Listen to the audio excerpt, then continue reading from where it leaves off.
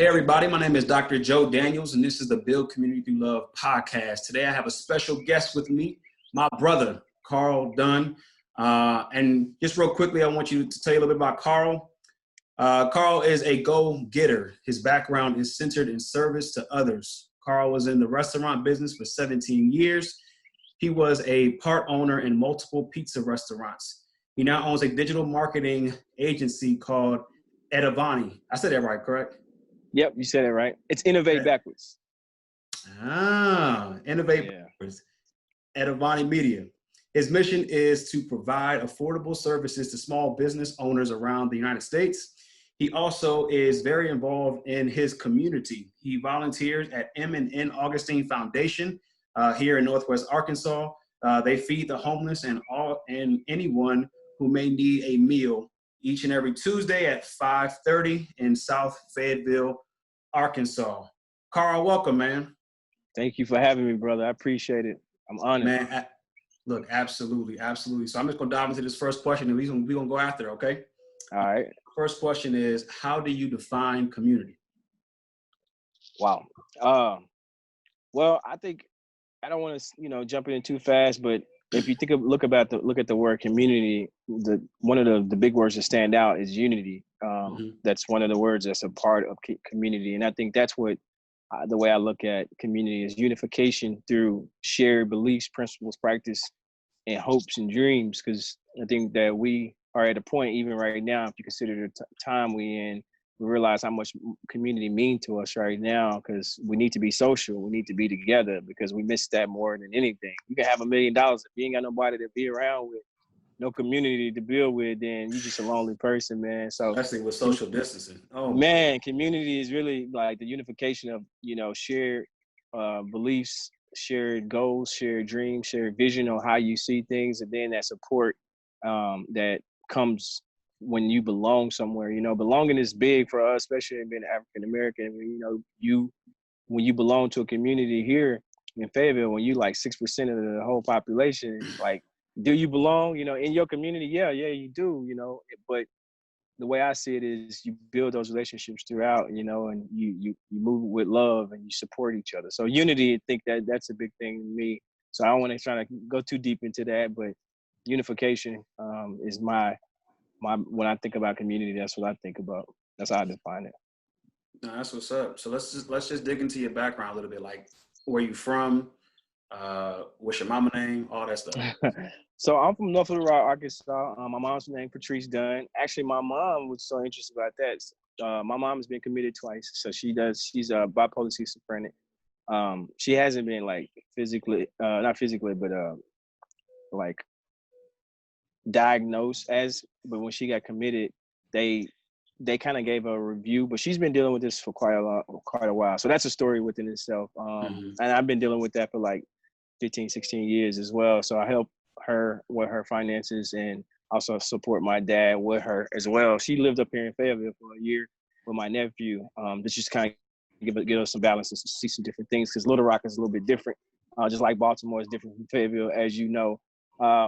But yeah, it's more background. I moved to Fayetteville, got married in 2018, met my wife in 2012, 2013, as I was closing down my business pizza place I had here called Larry's Pizza. And it didn't work out. It lasted a year, less than a year, really, bro. It was, and we were on the MLK 6th Street, right across from McDonald's, where Mango's is now. I actually painted that building, like the pink stripes that you see on the top of it, and that little awning that's on there. I put all that on there, painted all the lights. We put the like drive-through thing. So I passed this, and I always keep seeing this in my memories every time I pass it on MLK. So, and that was the one, the first one that I had part ownership. And then 2017 we tried again in Rainbow Curve in Bentonville on Sam Walton Boulevard, and that lasted 10 months. And that's when I got my DUI, and it just kind of unraveled from there. Got it. Well, I mean, talk to me about how you even got to that point, right? I mean, like actually growing up in the inner city. I know you said North Little Rock, so I'm still assuming that's still close enough, right? Yeah, it's very much close enough. City. It was, yeah. We were right beside the interstate, actually. What, I-630? Yeah, we were right there. I-40 So, actually as it okay. 630 goes around. So Got you. And so just like in terms of, I'm not sure how you grew up, but I kind of grew up with parents who was like, look, you're gonna go to college, you're gonna get a good job. That's the American dream, right? So right.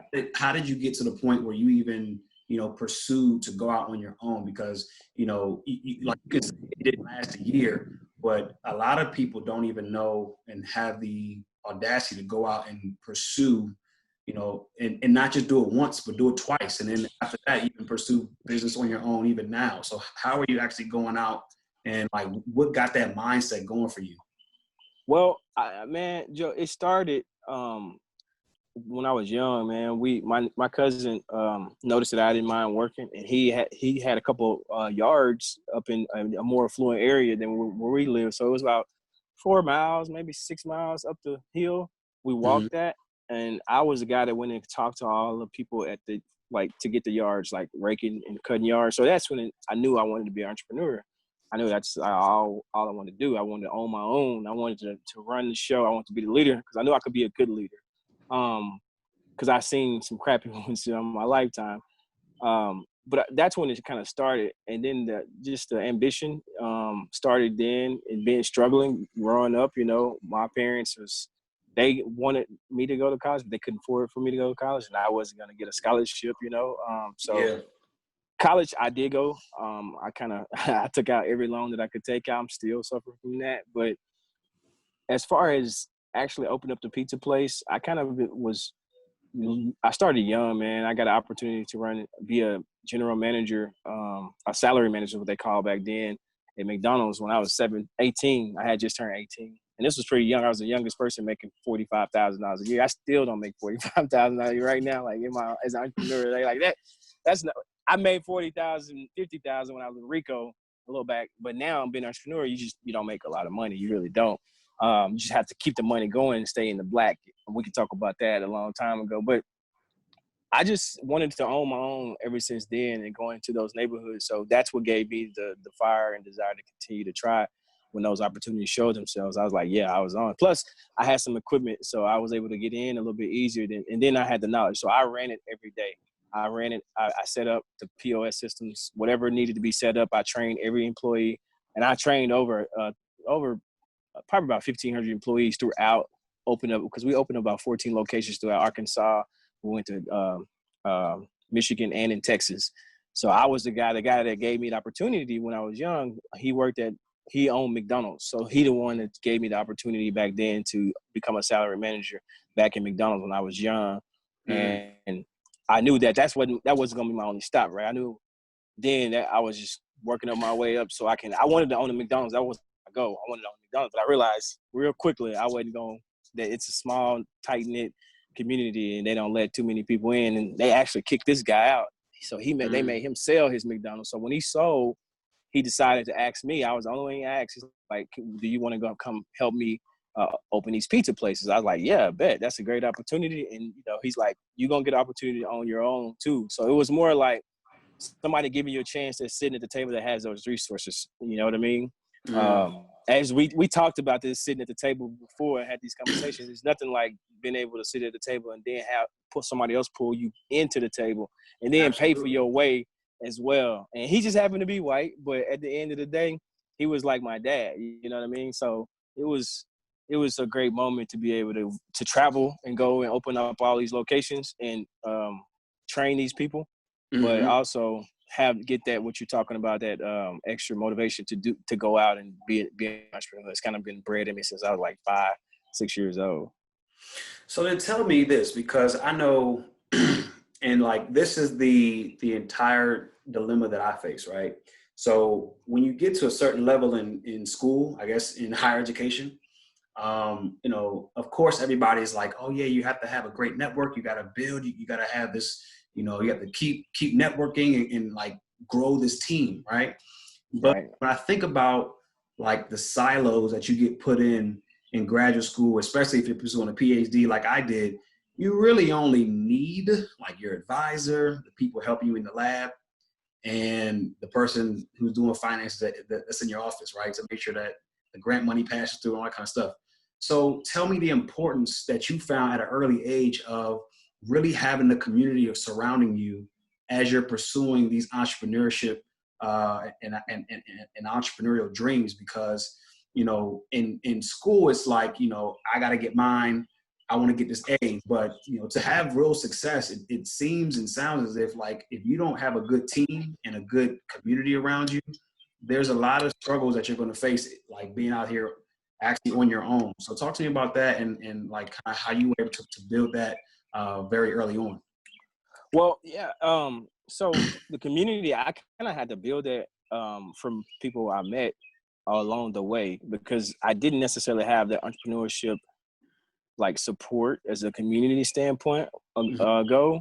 People seen that I had the potential and they noticed it. So that's how I built the trust, because I was trustworthy, because I didn't have any reason not to be, you know what I mean? But you got some people that you give them a lot of reasons to be not trustworthy, but I was one of the guys that the people could trust. So I think the people that I met throughout my lifetime of being an entrepreneur is where that community and support came. And fellow entrepreneurs, I still got friends that I work with and for to this day that I've helped because they didn't know how to start, you know?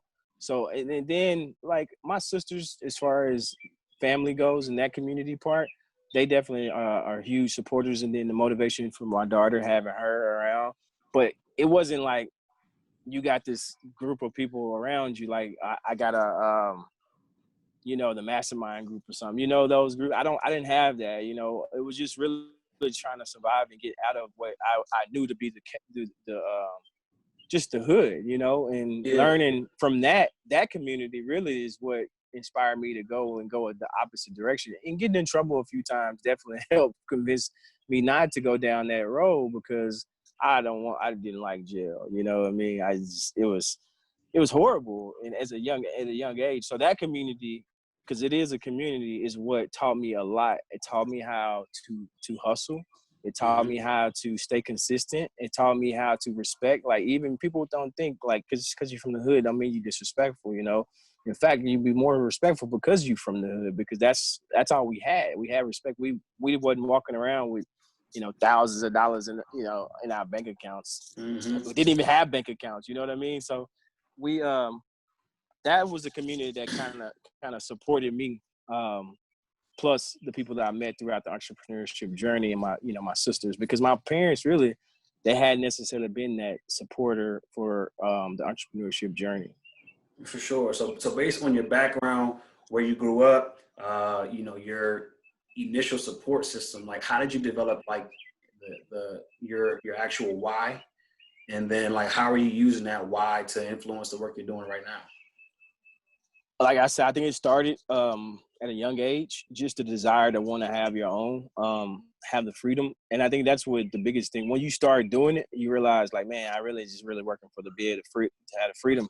Because really, I was fired from Larry's Pizza. Even though I had ownership, I was a minority owner both ways. I was the only black dude, but I also was a minority owner from a financial standpoint, and very easily expendable. So I was just basically let go because I got a DUI.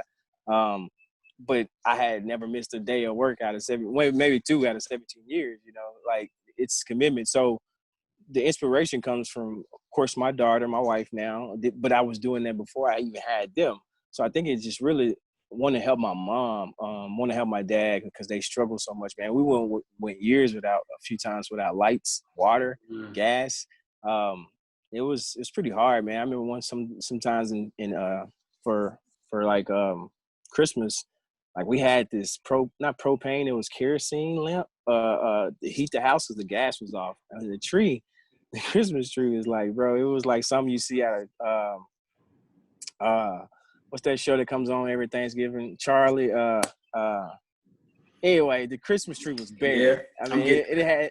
I barely. The Bernstein Bears, is that what it is? Yeah. I mean, like a bear just went on and scratched his back on it. Like no tree, like, but we didn't even see all that. Like because we had love, you know. Me and my sisters were so tight. Of course, I was the only boy. I do have a stepbrother. My dad has an older son, but we had love, and we didn't even notice. We were, you know, we knew it was bad because of course, we know that you don't have lights, water, and gas sometimes. Not all at the same time, but sometimes 2 without 1. was like, oh wow. So that resiliency and that going through those times and phases helped me to, you know, deal with the entrepreneurship grind and give me that motivation for the entrepreneurship grind. So Well, you know what? That actually opens my eyes to kind of really how we met, right? I mean, we pretty much met, you know, outside of the Yvonne Richardson Center like several years ago, yeah, passing. But you know, we didn't meet, you know, as you know entrepreneurs, right? Or right. in some kind of mastermind, or you know, I didn't come to your business or whatever. Like we met, you know, from the pure heart of giving back, and so Right. you know, actually understanding the grind and the struggle of you know not having enough resources to make it month to month.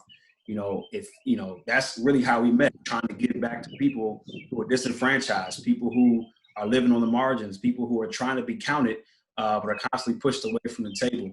And so, like, you know, I just feel from just from knowing you these last, you know, 3, 4, 5 years, you know, that's kind of where we've kind of intersected, right? Mm-hmm.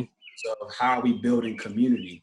And so take me Right. to where you are right now, right? Because right now, you know, for about a 2-month stretch, we were kind of working in the same building, you know what I'm saying? You know, working on projects and trying to keep building and growing our different projects and endeavors. You know, take me to like how you were able to make this transition, you know, from being, you know, in pizza and retail, not retail, but the restaurant industry, and now you're into marketing. Like walk me through that transition and like where are you going? Where is it? Okay, no doubt. So I was the guy that did all the marketing for like most of the pizza places. I set up the POS. I also So built it the all lines websites. up. Yeah, Yeah. yeah. So I did all that for all those. So that was those were transferable skills. So it's easy for me to say, hey, I can take something that's, you know, has a demand for it and try to, you Mm-hmm. know, monetize it. But I also went to school for marketing. So that was my degree. I didn't finish, but that was because I opened up the pizza place in the midst of me going to school. So it was like, oh, I'm gonna take the opportunity to be an entrepreneur, forget school. Let me take this loan though, you know, and that was stupid. You know what I mean? Like I'm still suffering from some of those bad decisions of taking money from the government, like we're doing right now in some capacity. And not me, not yet, but I'm waiting. Hopefully it helps. But yeah, no, it's so right now where I am, which is I'm super fortunate because I still got business coming in because everybody else is trying to, you know, get on social media, get on digital platforms because of where we are. You know, we don't get to go into convene in big places like we used to. Probably won't for this rest of this year. I know people clamoring to get football and back, you know, stuff's going back together, Oh but my gosh. Yeah. I just don't see that happening with, you know, not without limiting the increase of infection. But I think people will love football enough that they still gonna try it, and I'm gonna watch it from a distance on my couch. You know what I mean? But so where I am today, so man, it's so cool. I'm glad you asked. So my wife, she's working on some great things, and I gotta give her a shout out. She's helped me onboard an intern for my company. So we got 4 people on our team now. We've signed 4 new clients in the last, you know, 2 months, and I think, like I was saying, it's starting to get busy because people are wanting to get on social media. But go back a little bit before that, how I got to where I am today is I just felt once like that day that I got fired after I got out of jail from getting DUI, whatever. The day I got fired because I was going back to work.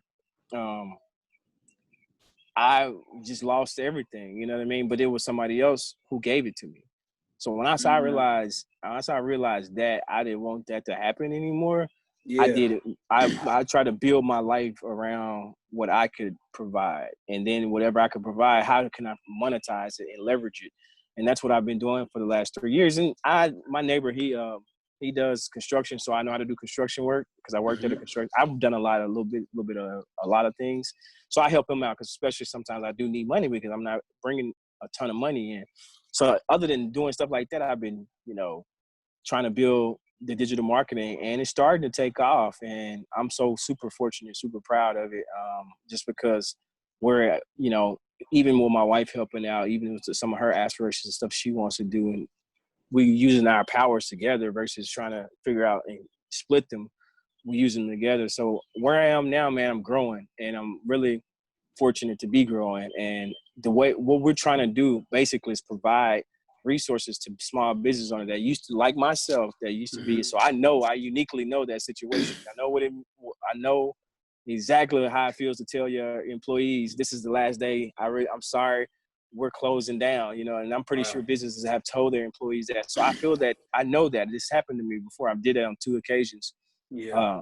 With involved, skin involved, money involved, life involved, blood, sweat, and tears, all that. So I understand that. So I know those people, the small business owners out there, are dealing with stressful times. So I want to be able to show them how to get their message out and how to market. And we charge like a nominal fee, a consultation fee for everything. And then we have packages, like depending on if you want a website or if you want, social media management, or if you just want a logo or just some branding help on your LinkedIn page. We do all that, So that's where we are.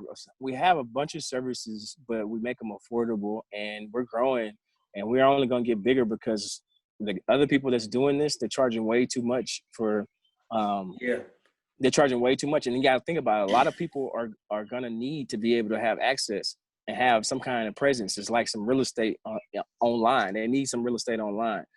If you don't have real estate online, nobody knows you, right? Because you're just at home. Because right now, that's how it is. What if this is like 5 years, we still have to stay like this? You know what I mean? Like if you don't have some kind of presence online, you just become an unknown. So we're positioning Etavonni Media to be the go-to company to help people on board, understand, figure out their message and figure out whatever they're trying to sell, provide value online. Anything that is, that's what we want to position the company to do. Man, that's awesome. And so I'd like to just ask you kind of a community question based on that, right? Yeah. It's imperative now that, the Black and Brown community get a lot more activated into becoming business owners and to be, not just self-employed, but, becoming producers, right? Not just consumers. Right. Right. And I'm not saying that, there's a big wave of everybody quitting their job and going out here and trying on their own. Right. But I think mindset shift. And so, tell me what how you would go into the community and coach up, these guys and gals who are like sitting there and, not really knowing what to do, but be like, hey, how can we really push entrepreneurship and actual business development in these communities where, like oftentimes they're left right now to work these essential jobs. And so now they're the ones who are out there, and they're exposed the most to this pandemic because they're working in situations where, they have to go to work in order to bring a check home. So how do we inspire, our community to start thinking like, your wife are thinking, to really begin producing for people?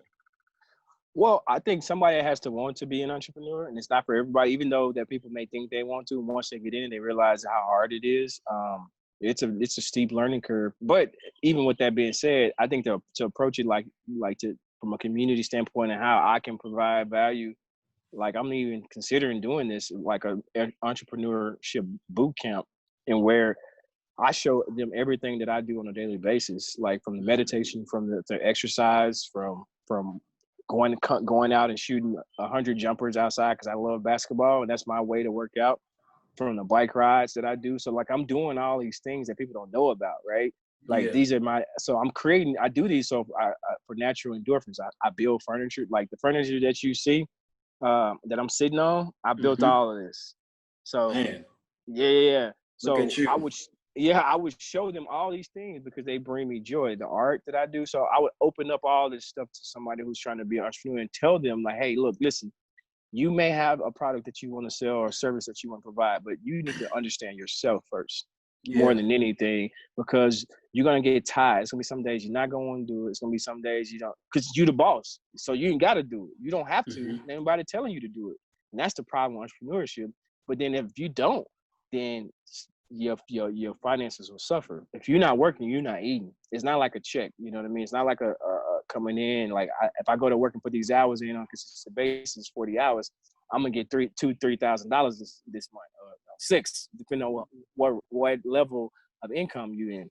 So what the way I would approach it, I would something similar to a boot camp. What I would bring people into my world and show them how to eliminate the stress that comes along with being an entrepreneur, because really that's the problem. It's not necessarily the product or the service. They may not, you can teach somebody how to, build a business plan and all that, and, show them how to, the structure of going to market, getting the MVP and things like that. But the reality is the mind.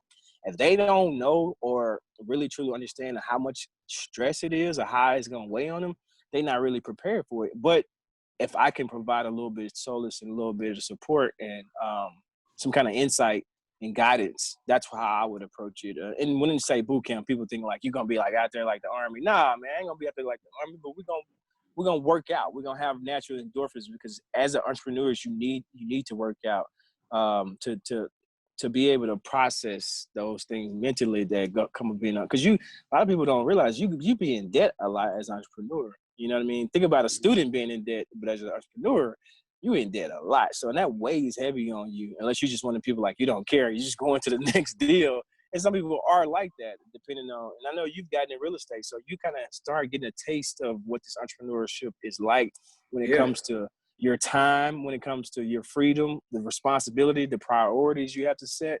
All these things matter.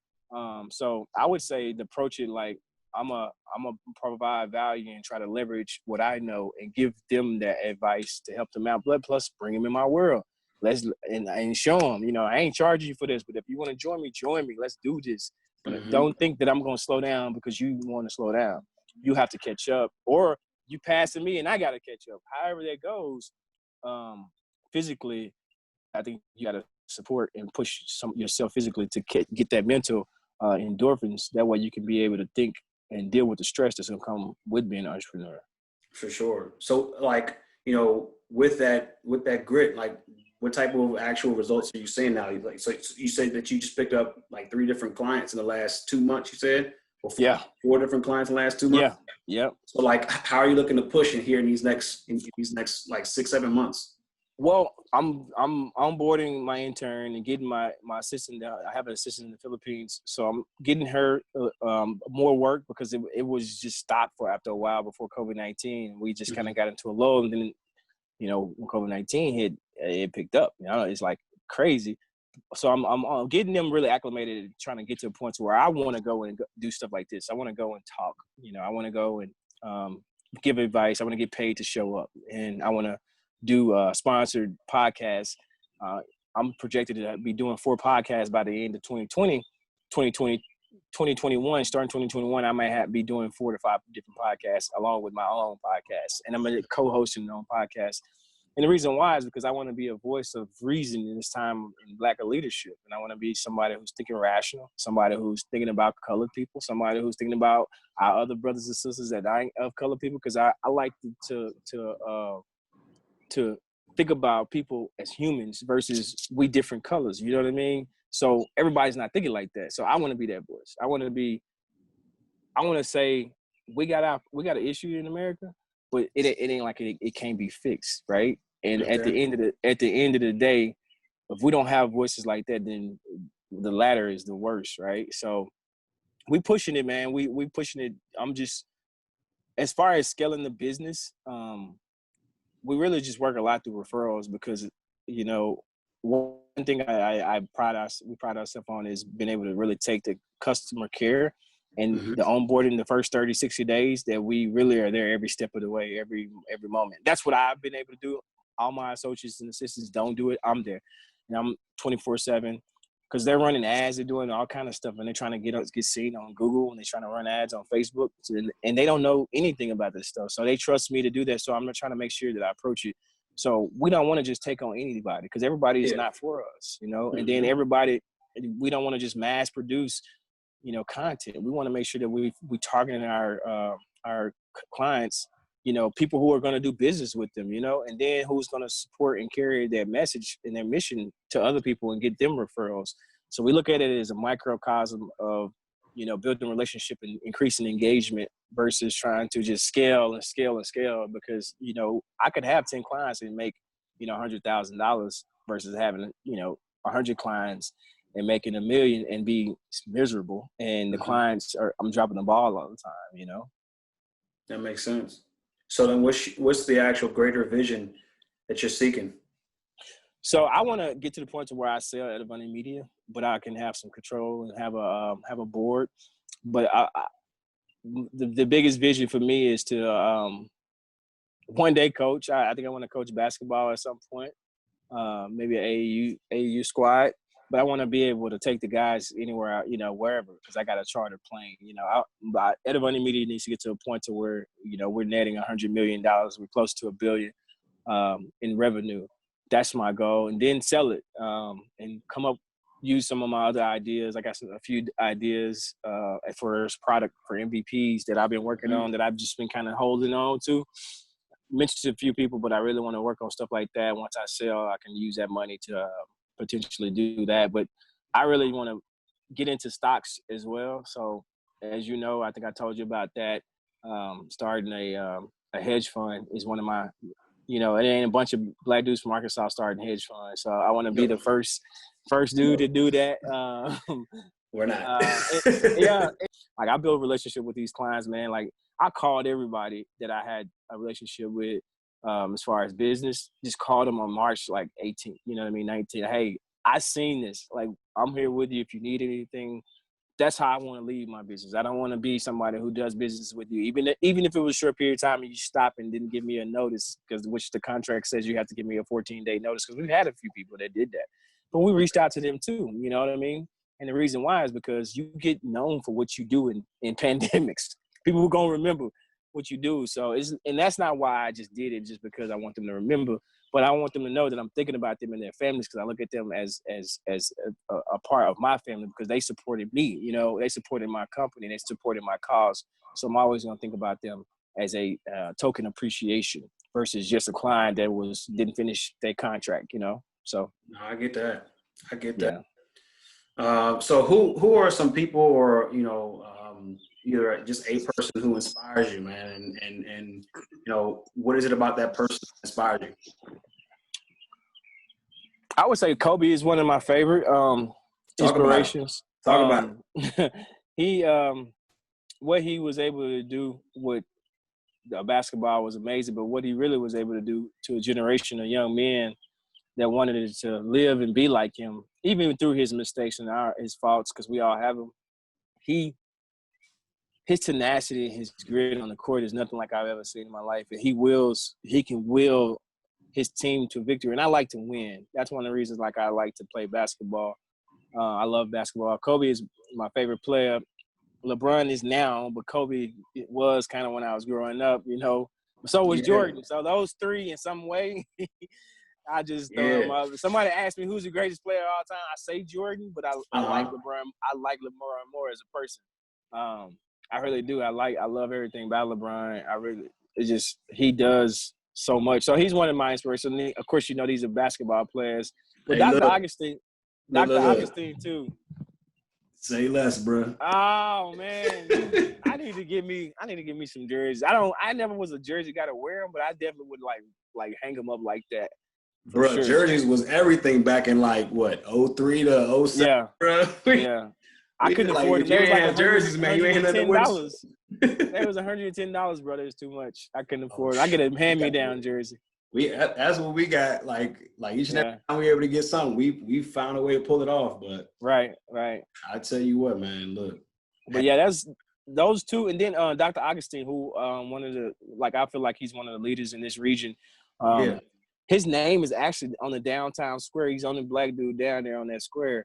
It's famous. They're not famous. They locally famous. The people that's on the square and these little, they give you a tribute, and they put it where the old post office is, the restaurant now, the OPO, and they got all important people in Fayetteville are on that deal, and he's on there. So I was like, he a big deal. He don't like to tell like you to tell him that, and he's a millionaire. Everybody don't know that either. So that inspires me. Let me know I can do it, Nah, that's what's up. So what's an actual quote that you would live by, or like a quote that you constantly go to for inspiration? Don't count the days, make the days count. That's Muhammad Ali. Muhammad Ali, yep. Yeah. So it's just so simple, but it's so profound, you know what I mean? Because we can find ourselves sitting around counting the days and like, oh God, this day is when, make them, if you making them count each day, then you're not as behind as you think you are, or you're not as down as you think you are. You know what I mean? You're in it, and it's hard for you to, like be complacent when you make it count. And then you in your mind, you saying, I'm gonna make this count. And then you do the things that make it count versus saying, woe is me, and, making excuses for those things, And Muhammad Ali is one of my favorite. I love boxing too. So Muhammad Ali is definitely that guy for me. No, that's what's up. So this could be either, things that you're dealing with in life or things you're dealing with in business. Like what challenges are you currently facing? And then how are you actually overcoming those challenges? I would say communicating, like my larger vision with my team. That's one of the challenges was it comes from for work. I know what I wanted to do, but as I grow my team, I don't think I've communicated that well. So now I'm bringing them in and trying to do that. So I'm effectively, we got Trello now. So we're using a communication tool to help us to streamline the communication and tasks that need to go along in the back end of creating content, distributing it, and make it optimizing it. Because it's a process. People don't realize how much it goes on and trying to figure out what content works for what platform, for what client. So that's a challenge. Personally, I think just being more proactive and moving and staying, fit. I've gained a little weight. Everybody be like, "Nah, you ain't gaining no weight. You quarantine good." in, huh? Yeah, for real. So just staying moving, man, and just staying active. I make sure I get out in front of the house and shoot some ball. For one, I want to make sure I'm not rusty when I get out there and go run again and actually play. But two is just being a kid again and being, solving some of the just sometimes the complicated problems are solved through play. So I'm trying to apply that principle to some issues that I may deal with and trying to solve for clients or one thing or another. So, for sure. So I want you to answer this, and this is a question that I've had for like the last 5 years, right? So, when you're in school, especially when you go and try to pursue a PhD, right? The expectation is, you're in search of, a higher calling, but you want a lot of money too, right? yeah.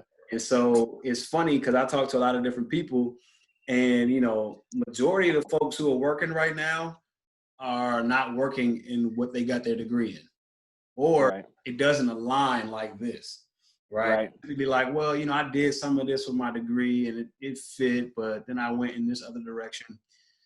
And so as people are living to try to seek their passion and live out their purpose, have you been able to find a good intersection of purpose, passion, and paycheck?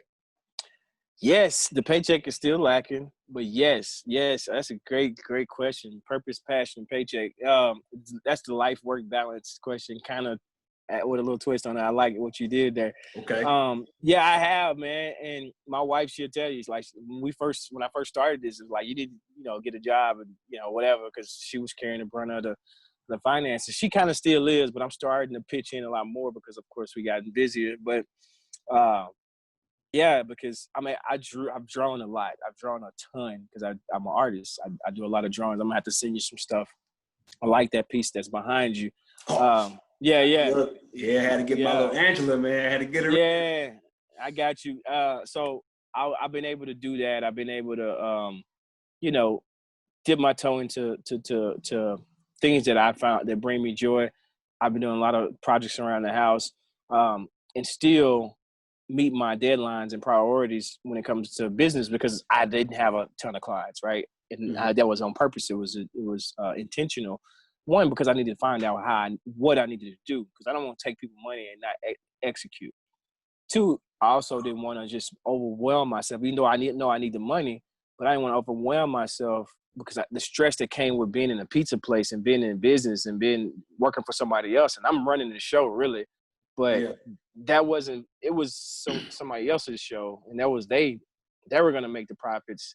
I mean, I was going to make a profit too, but it was going to be small in comparison to what they were going to make. I mean, like 5-6% small, what I'm talking about. So I was a very small partner in these, but I ran them every day. So I feel like I had a big part. So that passion, purpose, and paycheck, definitely passion and purpose has been starting to align. I've been able to talk to my daughter a lot more. She's doing a website for her, what they call it, KC Cosmetic, her and her friend, and she met through traveling cheerleading. So I'm helping her with her website, building her brand with her, figuring out, doing some competitive analysis, looking at companies like Fendi, seeing what they're doing with their cosmetics. And they really are sharp. These kids these days, they really can do stuff really quick. She got a website pretty much already built on Wix. She's got to finish it out and fine tune it. So that's a passion to see my daughter take on the entrepreneurship mantle, because she was able to see me and be around me at a young age. She would always come to the pizza places and make dough. Kids love dough. They love making pizzas. So she was able to see me interact with customers. She was at the one on MLK. She came up and stayed with me because she lives with her mom. And she was there for like a month or so. She greet the customers. She was like 7, 6, you know what I mean? Like the customers like, oh, she's so cute. And she loved every minute of it. She's gotten to witness this throughout her life, on and off.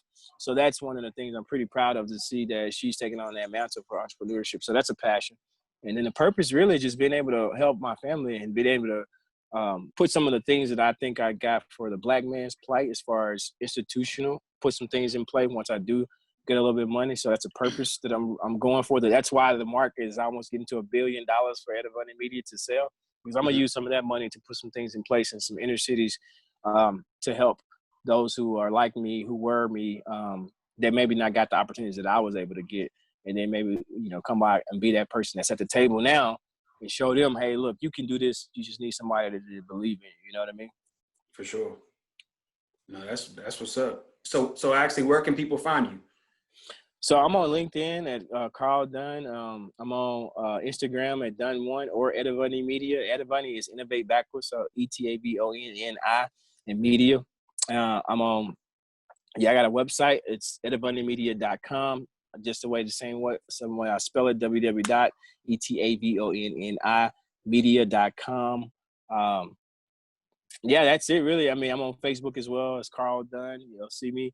I'm pretty much on I'm on Twitter as well, Carl Dunn 26. So any platform, I'm on TikTok, at Carl Dunn. I'm not as visible on TikTok as I need to be. I need to get on there more, but I am on TikTok because I'm a social media manager and a social media person. So I have to be on these platforms to do some listening for my clients and to understand them a little bit better. So I definitely get on them and make sure that I'm doing what I need to do for them. So.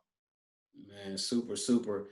I'd like you to take this last little bit and close us out with a jewel, a gem, a nugget, or whatever you want to call it. And just whoever's listening, man, just drop something encouraging for them right here since we're about to close.